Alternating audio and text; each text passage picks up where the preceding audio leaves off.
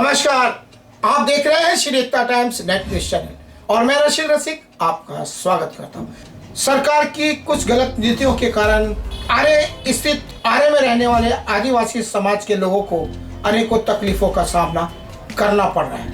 कई बार कोशिश करने के बावजूद भी उनको राहत मिलती नजर नहीं आई। हम यहाँ बताना चाहेंगे कि आरे क्षेत्र के अंदर आदिवासी समाज पिछले कई सालों से सदियों से रहते चले आ रहे हैं और वे अनेकों सुविधाओं से वंचित हैं, लेकिन उनके द्वार तक यानी कि उन तक पहुंचने के जो रास्ते हैं, सदियों पहले रोड बनाए गए थे।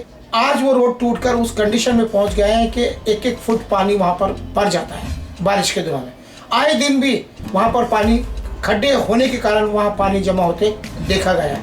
हजारों की तादाद में भी लोग वहां रहते रहे हैं, जिस कारण बारिश के दिनों में और भी भयंकर स्थिति का सामना वहां के लोगों को करना पड़ता रहा है, क्योंकि रोड की कंडीशन इतनी खराब है कि कोई भी गाड़ी वहां से आ जा नहीं सकती और हजारों की तादाद में वहां लोग रहते हैं। बड़ी तादाद में वहां स्लम क्षेत्र का विस्तार हुआ है।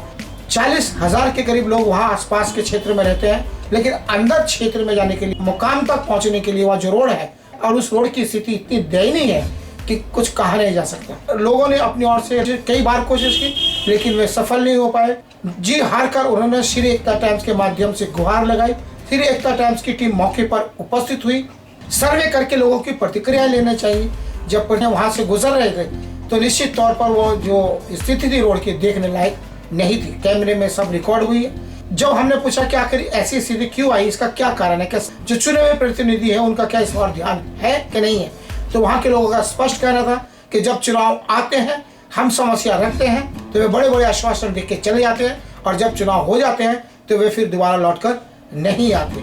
जब दूसरी बार चुनाव होता है 5 साल के बाद, वहां कोई दूसरा प्रतिनिधि आ जाता है और वो भी वही आश्वासन देकर चले जाता है। इस तरह कई सालों से लगातार आदिवासी भांगुर पाड़ा के जो लोग हैं इस रोड की समस्या के कारण जूझ रहे हैं। यहाँ ये बताना चाहेंगे कि इसी क्षेत्र के अंदर एक पाम होटल है जो 5 स्टार होटल के स्तर का है, हर सुविधा संपन्न है, लेकिन उस होटल को पहुंचने का रास्ता भी वही रास्ता है। इसके बावजूद भी वो रोड को बना नहीं पाया। आदिवासियों से जब पूछा गया फिर इस रोड की इस तरह कंडीशन होने का जिम्मेदार किसको मानते हैं, तो उनका स्पष्ट कहना था कि यह जमीन सरकार ने पाम होटल वाले को दी है, और पाम होटल वाले ने जमीन ले तो ली, लेकिन वो बनाने से आनाकानी कर रहे हैं। उनका स्पष्ट कहना है कि हमारे पास इसको बनाने के लिए फंड नहीं है।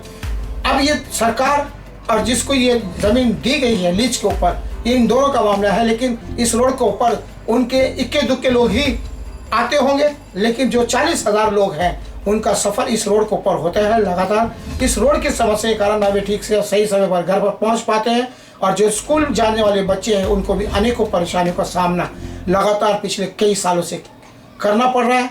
उन्होंने श्री एकता टाइम्स के कैमरे के सामने अपने विचार व्यक्त किए। आइए जानने की कोशिश करते हैं कि वहाँ के रहवासियों ने इस समस्या को लेकर क्या कहा।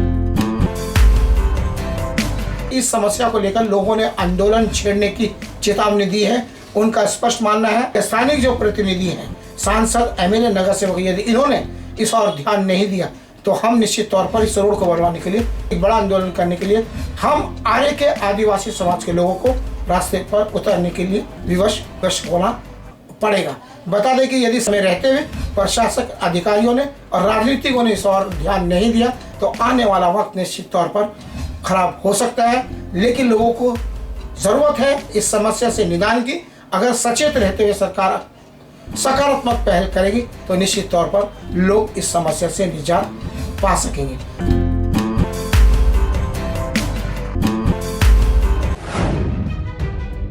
वक्त में आरे के अंदर साहेब बांगोड़ा जो क्षेत्र है, आपको पता होगा कि श्री एकता टाइम्स पिछले 10 सालों से लगातार इस साहेब बांगोड़ा के अंदर जो क्षेत्र है, यहाँ के आदिवासी समाज के जो बच्चे लोग रहते हैं उनके बीच में बुक डिस्ट्रीब्यूशन करने का कार्य करता रहा है। और कई समस्याएं यहाँ पर, विकास जो होना चाहिए था उससे वंचित है यह क्षेत्र। समय समय पर हमने उठाने की कोशिश की। अब जो सबसे बड़ा मुद्दा है ये है कि हजारों की तादाद में यहाँ लोग रहते हैं। साहेब बांगोड़ा के अंदर आते समय जो रोड है उसकी स्थिति इतनी दयनीय है, इतनी खराब है, ना तो गाड़ी व्यवस्थित रूप से आ सकती है, और पैदल चलने में बच्चों को इतनी तकलीफ होती है कि इतने बड़े बड़े खड्डे पड़ गए।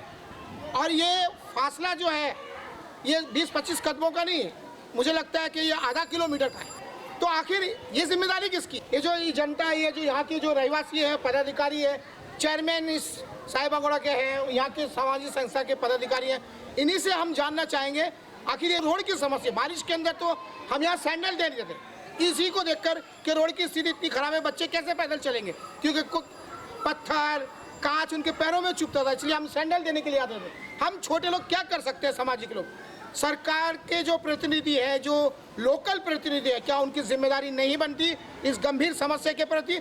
हम इनसे जानना चाहेंगे, क्या कहना चाहेंगे सर आप? आपका नाम क्या है?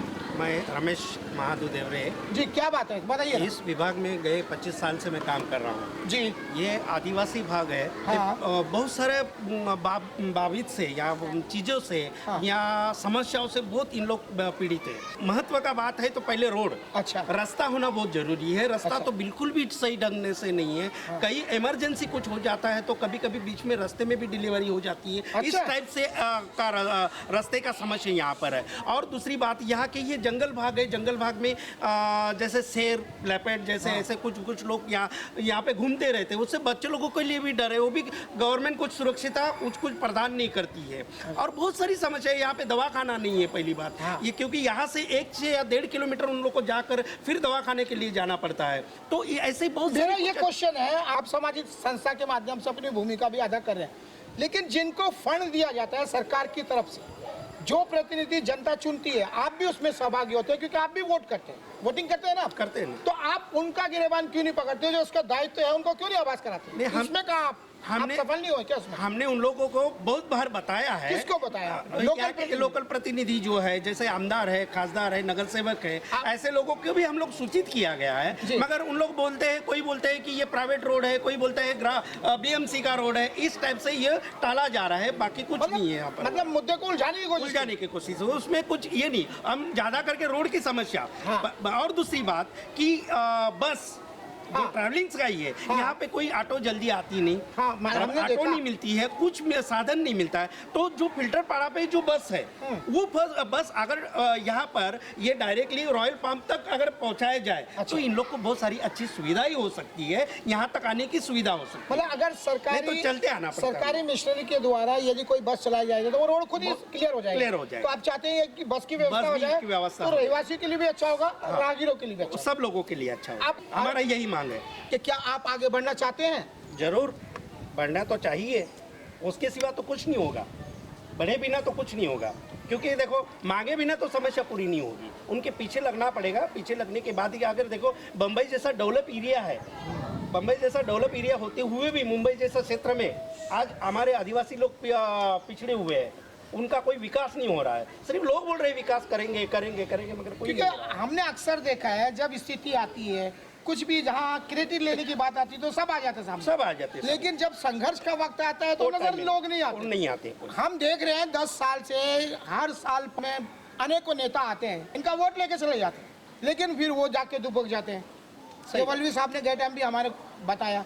तो आप जैसे सक्रिय तो सामाजिक लोगों को तो आगे आने की ज्यादा जरूरत है ना, मजबूती से। हम है ना उनके पीछे, हमेशा उनको पूछिए, जब भी कुछ समस्या आते हैं हम उनके पीछे रहते ही। तो कुल मिलाकर यही है कि ये जो गढ़ है, समस्याओं का गढ़ है। केवलवी साहब, आप इस क्षेत्र के अध्यक्ष भी हैं, क्या कहना चाहेंगे आप? सर, मुझे तो बहुत सारे लोगों से मैंने तकरार किया हूँ, खासदार, आमदार, नगर सेवक से तकरार किया हूँ। और परसों मैंने यहाँ पे आदित्य ठाकरे आए थे, उनको भी मेरे गांव का एक लेटर मुझे उनको लिख के दिया हूँ। ना लटके साहब ने किया, ना गजन ने किया है। अच्छा, मैंने परसों भी उनको लेटर दिया है। वो आदित्य ठाकरे बोलता है इसको मैं 15 दिन के अंदर रिजल्ट लगा देता हूँ। अच्छा, ऐसा उन्होंने मुझे बताया है। हाँ। फिर मैंने बोला ठीक है साहब। फिर भी मेरी कोशिश चालू है कि जैसे कृत्य करके साहब, मैं कल जाने वाला था। इधर के एमएलए कौन है? यहाँ का एमएलए लटके साहब। लटके साहब को आपने लेटर दिया? लटके साहब को लेटर नहीं दिया, लेकिन उनको मैंने विनती किया था, उनको यहाँ पे गाँव लाके बता दिया मैंने। लेटर दो ना आप उनको लेटर दो, यहाँ की सारी स्थितियों के लोगों के हस्ताक्षर के सामने आप लेटर उनको दो, और उसकी एक कॉपी हम भी दो, हमें भी दो, हम भी मध्यस्थ करेंगे क्योंकि आप यहाँ के रहवासी है ना, अंधेरी विधानसभा में पढ़ते हैं। आदित्य ठाकरे जी ने तो बोल ही दिया कि वो सहयोग करने के लिए तैयार है। तो फिर आप लिखित रूप से इसकी गतिविधियाँ पूरी करेंगे? जरूर, ठीक है, करेंगे, करना तो पड़ेगा ही ना। मानते हैं इस बात को? जरूर। मेन मुद्दा मुझे रोड का है, जो रोड में तकलीफ जो हो रही है हम लोगों को, लेडीज सबसे ज्यादा लेडीज लोगों को तकलीफ हो रहा है। और जैसा जहाँ पे कुछ हादसा हुआ तो जाने के लिए हम लोग को आधा से 1 घंटा लगता है वहाँ पे खड्डे की वजह से, नहीं तो ये 10 मिनट का रोड है।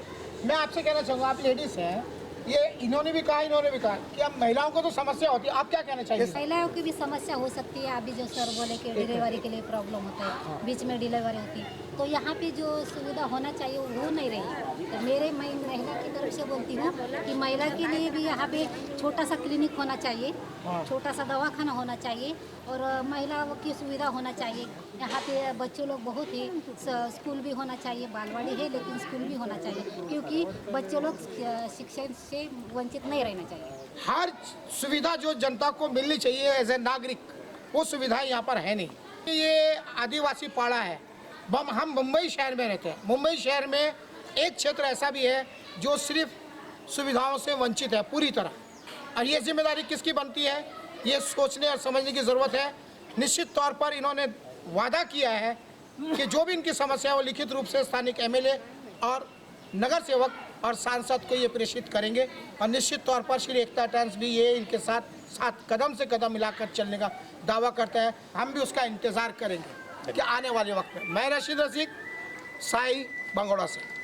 मैं ये रोड के बारे में आज 5 साल से 6 साल से सर केस भी किया हूँ, हाई कोर्ट में केस चालू है, लेकिन काय का केस? ये रोड के बारे में क्या मतलब साफ सफाई और ये रोड बना के हमको दीजिए। यहाँ हमारी माँ बहन यानी डिलीवरी के टाइम रास्ते में ही सब हो आपका जाता। नाम क्या है? मेरा नाम मोहम्मद ताहिर खान है। आप कहाँ रहते हैं? मैं ये राम रहीम वेलफेयर सोसाइटी का प्रेसिडेंट हूँ। अच्छा, राम रहीम वेलफेयर सोसाइटी चाल का प्रेसिडेंट हूँ, अध्यक्ष हो। अध्यक्ष। कितने लोग रहते हैं यहाँ पर? यहाँ कम से कम है ना 10,000 7-8 हज़ार है। कितने साल से आप यहाँ रह रहे हैं? यहाँ मेरे को 40 साल हो गया था। तब से रोड ही नहीं बना? तब से रोड ही नहीं है, वो पहले जंगल का था, वो ठीक था। अभी ये सरकारी लोग ने क्या करा है, रॉयल पाम वाले को दिया 100 साल की लीज पे। अच्छा। और रॉयल पाम वाला बोलता मेरे पास पैसा नहीं है। अच्छा, तो अभी एमएलए हमारा, खासदार हमारा, एमपी हमारा, नगर सेवक हमारा, उसके बावजूद हम लोग ये जिंदगी जी रहे थे। तो वोट क्यों देते हो? वोट देते हो ना आप उसको? हाँ देते तो आपने उसको समस्या नहीं सामने रखी क्या? समस्या बहुत बार रखे, लेकिन एक कान से सुन के एक कान से उड़ा देते। सो आपने देखा कि नगर सेवक, एमएलए, आमदार, सांसद वोटिंग के समय आते हैं और जो लोगों से प्रतिक्रिया ली उनके अनुसार उनका वादा रहता है कि जीत के आने के बाद हम कर देंगे। अभी मेरी एक बहू है ना, लेकिन 20 साल हो गए ना, आप बोल रहे हैं। कितने साल हो गए? 20 साल हो गए। 20 साल से समस्या झुकी हुई है।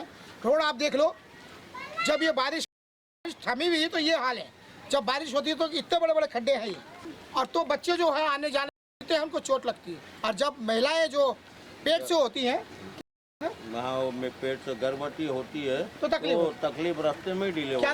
मोहम्मद ताहिर खान। ठीक है, आप हमें लेटर वगैरह दीजिए। Okay, thank you sir. Thank you.